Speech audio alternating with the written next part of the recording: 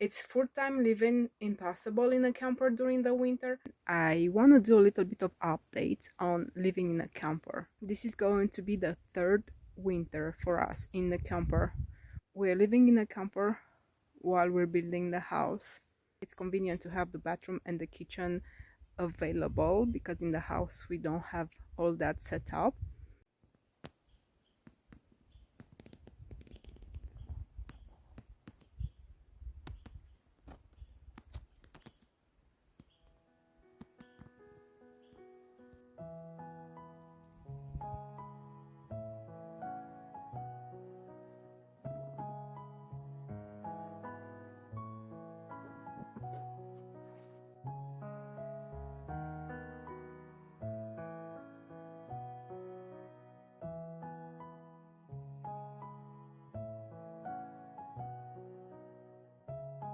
Before everything, I have to say that the window protecting and the skirting cost us under $200 and they're easy to do. We are getting ready for another winter living in a camper somewhere in the mountains in a forest.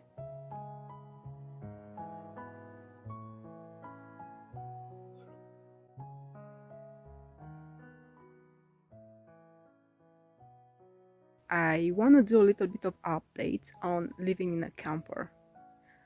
We're living in a camper while we're building the house.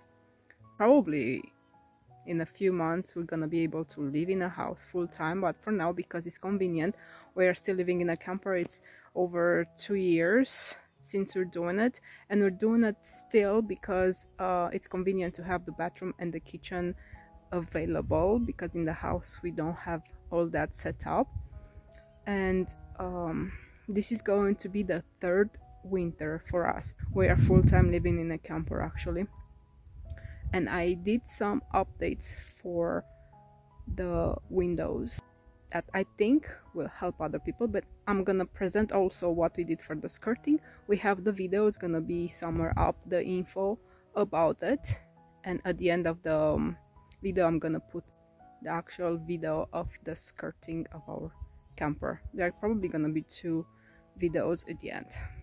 If you didn't watch the previous videos, we put aluminum bubble wrap with zip tape.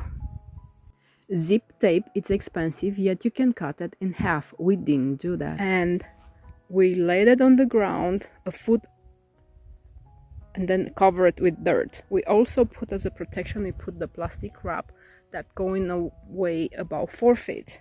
We wanted to keep as much heat in the ground. That's why we did that, and we don't want any cold air going under. We also have a heater that's going to work when it's too cold outside, about, let's say, 20 Fahrenheit. We covered, but not totally, the vent to the refrigerator. We are in electric. If we are using the propane, I'm gonna have to open it even more. And then the windows, I previously covered them with bubble foil. The problem was I could not see outside and it was very inconvenient. What I did, I kept the bubble foil and I added 2 layers of vinyl, which are taped. I put first layer and then taped the second layer, which give me 2 blankets of air, and then it's allowing me to have a lot of view, and I don't have wet windows during daytime or nighttime. I don't have wet windows at all. That's the best thing for us. Even the front, it's double protected, and I covered all the windows with this wrap, with vinyl wrap. I think it's 4mm wrap. That's let me have the view inside and outside too. We also retracted the slider and zip it around to make sure that no air is going through. That's where we're taking out the toilet. It's like a skirting that it's opening, and then we load everything in here and take it away. We are checking to see how is the weather, and then we are taking it out when it's not too cold. Hopefully soon we're gonna not need this anymore. I also see this is the furnace vent. I left it open to 100% because I don't want to be covered.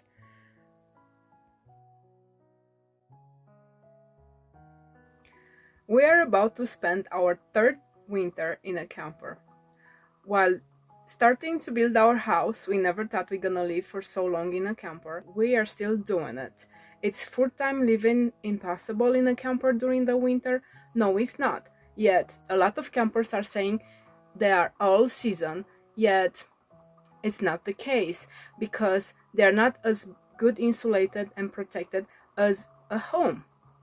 Well, what I'm about to share with you is from our experiences in 2 winters that have passed, and we've done okay in a camper. It's not perfect, but it's doable.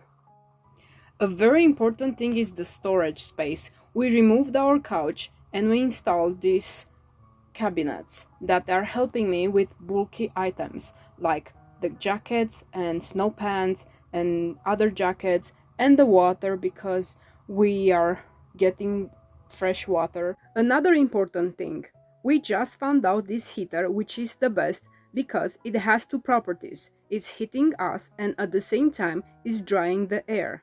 It is a very important thing because the vapors are condensating in the upper corners where it's too cold. And of course, the dehumidifier. I'm not really happy with the dehumidifier because it's too noisy, but it's a compromise. When I cook, I use it because I want to have a vapor-free camper. But again, we tried so many heaters. Probably this is the 13th type of heater that we used. And so far, this is a new thing. I never see it before. It's helping me because it's drying the air. This is a very important thing. Another important thing, we have nice flooring. I feel that the carpets are very important. I made extra storage in every single corner I could. I use boxes where I put my bulky stuff. Those are pants for my husband. They're brand new, but those are my sweaters. And then a heating blanket. It's the best because we pulled the pajamas under, and then when I get into the bed, the pajamas are nice and warm, and then the bed is nice and warm. I'm gonna start the heating blanket within maybe 20 minutes of getting in the bed because that's gonna help me have a nicer bed when I get into the bed. Another thing I did is I removed the headboard we had here and I did something else. While doing our basement, I find out this wallpaper. You can tell it's wallpaper that I applied, and this wallpaper has an insulating barrier too. This is the wallpaper. One side it's nice and textured. The other side has aluminum foil with a sticky back. You just apply it to the wall and has a little bit of thickness to it, which is helping because it's keeping my head warm. I'm not gonna feel the cold. I have it all the way under the cabinet too to make sure I'm not gonna feel the draft. Also, what I did, I'm gonna remove my pillow. The wallpaper is underneath. It's going all the way down to the box and under the mattress. And then I put a towel to protect it because I don't want them perforated. And I use 2 layers of this grate, plastic grate. I found this on Amazon. The wallpaper is from Temu. I don't advertise, but I'm just saying the wallpaper is from Temu. And these grates are for like marine flooring to be sure you're not gonna slide on the deck. And then I put this under the mattress. It's 1 layer with the spikes up, then I top it off with another layer with spikes down. That's gonna keep my mattress dry, and also it's gonna help circulate the air because it's gonna be a pool of hot air underneath, and because the box is cold under the bed, it's gonna create moisture, and then you can get mold under your mattress, which is not gonna be healthy. Like that, I'm protecting the mattress, and then I'm not gonna have problems with any vapors build up under the mattress, which is gonna produce mold. Then I put this too, against the wall.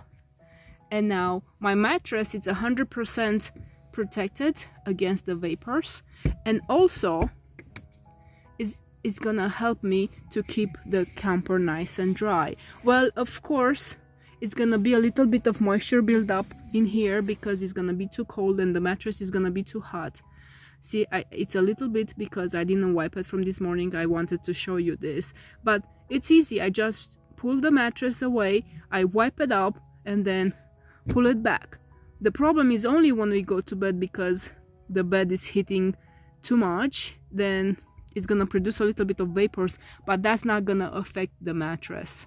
This is the best solution so far, and I'm happy with this. It's very important to keep your mattress and wall mold free. Another problem, even with the dehumidifier on, we're still gonna have a little bit of drippings going, and every night and morning I'm going to go around and wipe everything, even in the cabinet, because I don't want surprises. Eventually that's gonna be moldy too, and you can remove easily the mold with a little bit of bleach if that happens. Like I said, I wanted to keep it as clean as possible because the space is small, and then I don't want any bad surprises. Another thing I did, I put the bubble wrap on top of the skylights to make sure I keep it protected from the elements, because the skylights are very thin. And also the windows, previously I had bubble wrap on them, but I couldn't see outside. What I did, I used 2 layers, I don't know if you can tell, 2 layers of 4 or 6 millimeter vinyl, whatever you can find. I put 2 layers. One layer was not enough. That's gonna protect your window from getting any moisture build up. First time I tried to put the bubble wrap inside, but I would still get build up moisture on the window, and I couldn't clean it. Then I put bubble wrap outside, and then it was not perfect because I couldn't see through. Then I came up to put this clear plastic vinyl, but 1 layer was not enough to give me enough air blanket to keep the moisture from forming on the window. Then I put another layer of plastic wrap, and then there we go, nice and perfect. The only problem I'll have when I cook, I'll have a little bit of moisture build up on the windows, but once I start the dehumidifier, the moisture goes away. Another problem I will have here, the connection between the top and I don't know if you can tell. Here I have moisture build up, and then I'm making sure I'm keeping my clothing away from that area with cardboard boxes, and of course I'm wiping that area too often, like every day too, to make sure I'm not gonna have any problems with the mold. Mold is the biggest enemy of the campers. You have to keep it away. Another important thing for us is the water we're washing our dishes. We have a freshwater tank to the camper, but because I don't know who and what they did to it before, I'm using an ice cream bucket with the spigot I installed myself, and then I'm putting water in here and wash my dishes. Also, I'm warming it up too, like I put half cold water, half hot water. And I have the same thing for my bathroom. I had to make a build-up support to have other things accommodated underneath and have some height to it.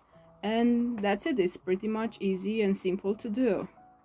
And the very handy thing for me is this countertop oven, because the campers ovens are not as good.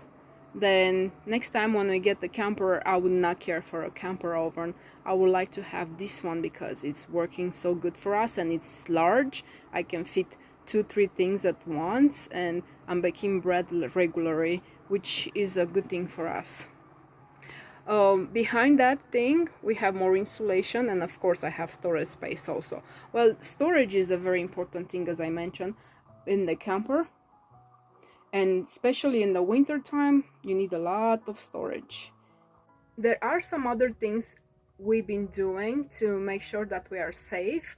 We are using 2 heaters one in the lower part of the camper, one in the upper part of the camper when it's too cold. We're making sure that we are setting up the lower heater at the higher temperature and the higher heater and the lower temperature, because I don't want them to work continuously. I want them to help each other out, because if you're using a single heater, then it may get burned out. You know, they have an automatic shut off, and if that happens during the nighttime, what you're gonna do? You're not gonna know probably. I also have the furnace working, but we prefer to keep the furnace for emergencies. Then I only set the furnace like say 65 degrees, and if something happened during the night and the temperature drops so low that it's 65, then the furnace is gonna kick in, and at least we're gonna hear something is going on, and then that's gonna wake us up to make sure that we are safe.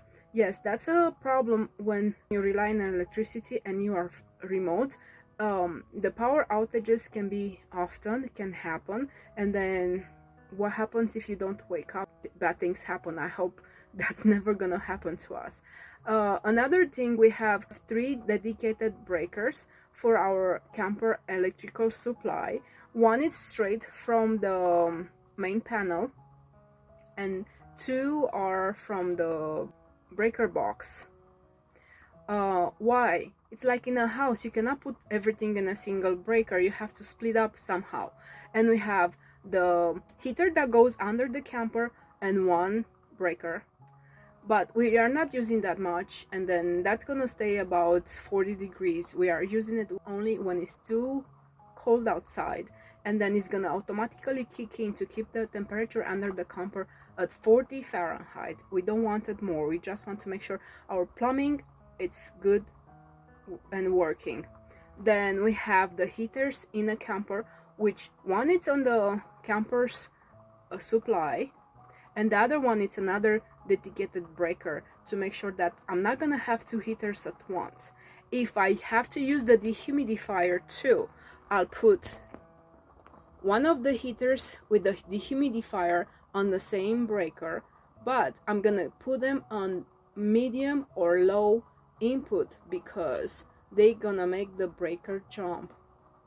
You're gonna have to twiddle around your system to make sure that you're not overloading your system. That's very important. We had to learn that, and we figure out very, very fast.